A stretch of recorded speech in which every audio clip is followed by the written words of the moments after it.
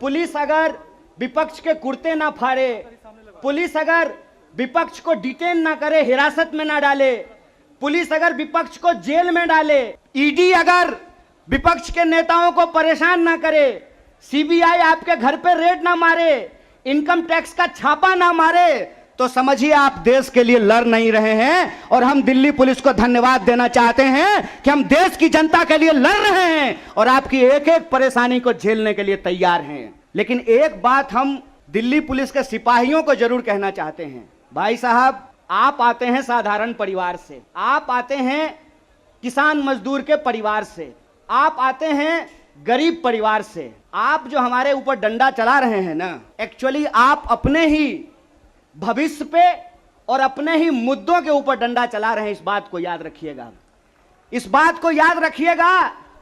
और रिकॉर्ड तो करते ही आप लोग, बढ़िया सा रिकॉर्ड करके गृह मंत्री को सुना दीजिएगा। इस बात को याद रखिएगा कि डीसीपी साहब प्रमोट होकर के चले जाएंगे, डीजीपी बन जाएंगे, लेकिन जो आज इस देश की आर्मी के साथ हो रहा है वो बात किसी दिन किसी भी पुलिस के साथ हो सकता है। इस बात को याद रखिएगा, इस बात को याद रखिएगा कि आज जिस तरीके से देश के लिए जो सम्मान की बात है, जो सर्वोच्च बलिदान की बात है, अगर उनकी नौकरी को ठेके पे किया जा रहा है तो कल आपकी नौकरी को भी ठेके पे किया जा सकता है।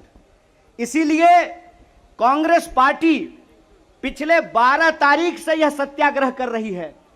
लेकिन यह जो सत्याग्रह है, जंतर मंतर पे जो सत्याग्रह हो रहा है, इस सत्याग्रह का मूल कारण यह भी है कि हम सिर्फ अपने नेता को नहीं बचाना चाहते हैं। मीडिया वालों, मैं आपसे खास करके कहना चाहता हूं, हम अपने नेता को नहीं बचाना चाहते हैं। एक कहावत है, सच को आंच नहीं होता है। हमको अपने नेता की चिंता नहीं है। हमारा नेता कुछ गलत नहीं किया और सरकार उसका कुछ गलत नहीं कर सकती। इस बात को याद रखिएगा। हमको अपने नेता की चिंता नहीं होती है। और हम इस सरकार को कहते हैं, साहेब, हर चीज का एक मंत्र नहीं होता है। बीजेपी चाहती है कि हर नेता पे एक ही जंतर का इस्तेमाल कर ले। तो मैं भाजपाइयों को कहना चाहता हूं, रे भाजपा वालों, ये राहुल गांधी हैं, इंदिरा गांधी के परिवार से आते हैं, राजीव गांधी के बेटा हैं, आतंकवादी से नहीं डरे। तुम तो वैसे भी माफी मांगने वाले लोग हो भाई, तुमसे क्या डरेंगे यार। ईडी उडी से डर नहीं लगता है। ईडी से हम अपने नेता को नहीं बचाना चाहते हैं। हम बस इस देश की जनता को बताना चाहते हैं कि ईडी इनके घर पे आया क्यों है। ईडी इनके घर पे इसलिए आया है कि मोदी जी को कोई साधु बता दिया है कि विपक्ष के सारे नेताओं पे एक ही कैप्सूल इस्तेमाल कीजिए। एक कैप्सूल सबके ऊपर बराबर लागू नहीं होता है।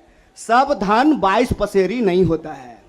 इनको लगता है कि एक बार ईडी भेज देंगे तो कांग्रेस पार्टी डर जाएगी, कांग्रेस के कार्यकर्ता डर जाएंगे और चुप होकर के बैठ जाएंगे कि देखो देखो इसके नेता के ऊपर ईडी आ गया है तो कार्यकर्ता को कौन पूछता है।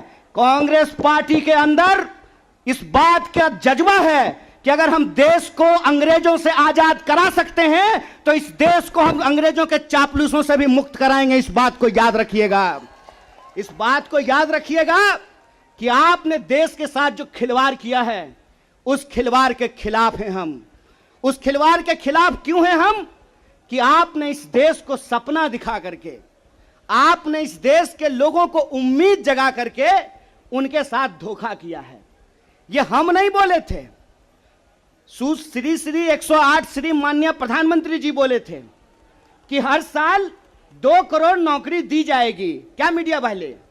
मोदी जी बोले थे ना कि हम बोले थे?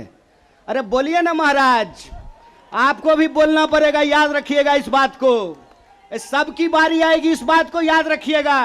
अरे हमारे लिए क्या है, जब तक जेल में चना रहेगा, आना जाना लगा रहेगा, हमको कोई दिक्कत नहीं है।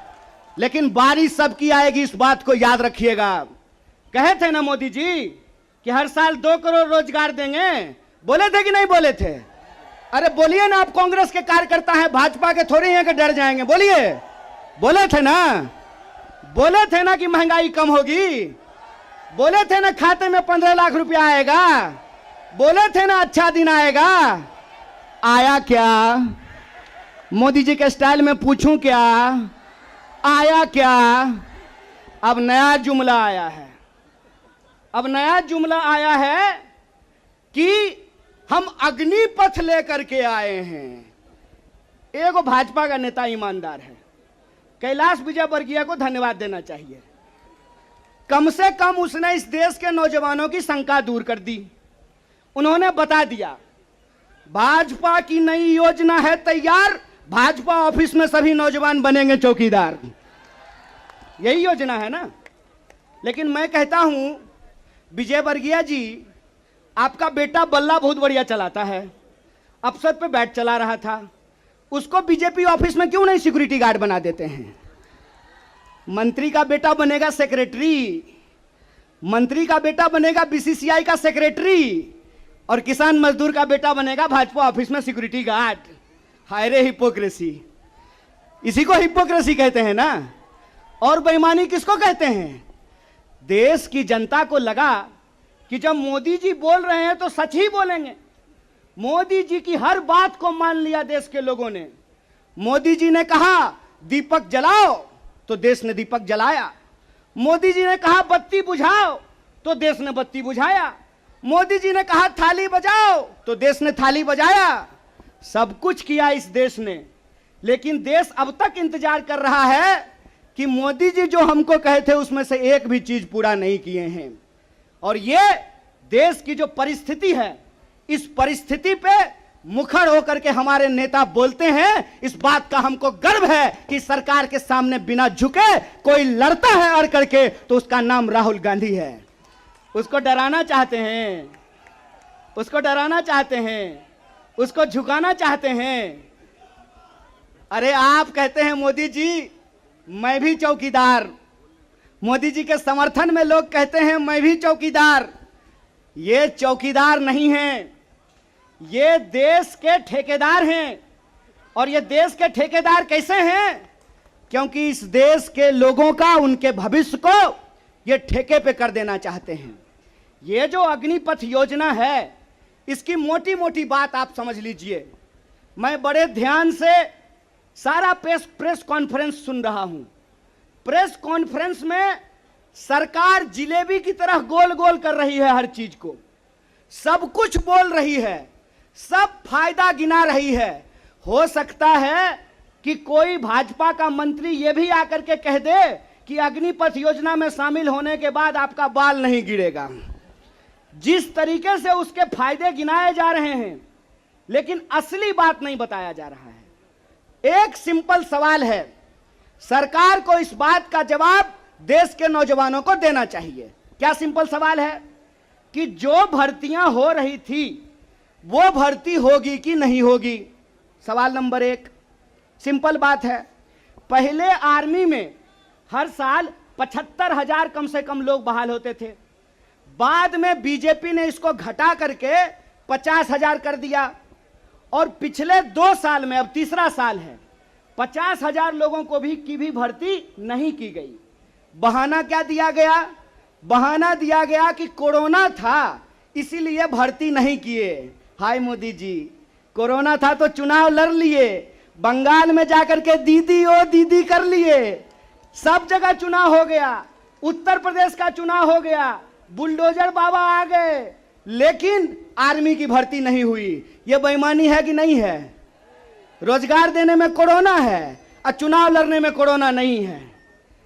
और अगर आप बैकलॉग को देखेंगे, 50,000 को अगर मान लें, तब भी 1.5 लाख बहाली होनी चाहिए थी। 1.5 लाख ये बहाली नहीं कर रहे हैं। 1.5 लाख बहाली ये करेंगे कि नहीं करेंगे, इसको ये नहीं बता रहे हैं। ऊपर से ये एक नया योजना लेकर के आ गए हैं। तो एक ना छोटा सा कहानी हमको याद आ रहा है। बच्चा बहुत जोर जोर से रो रहा था, कहा मम्मी दूध पिला दो, दूध पिला दो। मम्मी उसको उठा करके अलमीरा पे बिठा दी।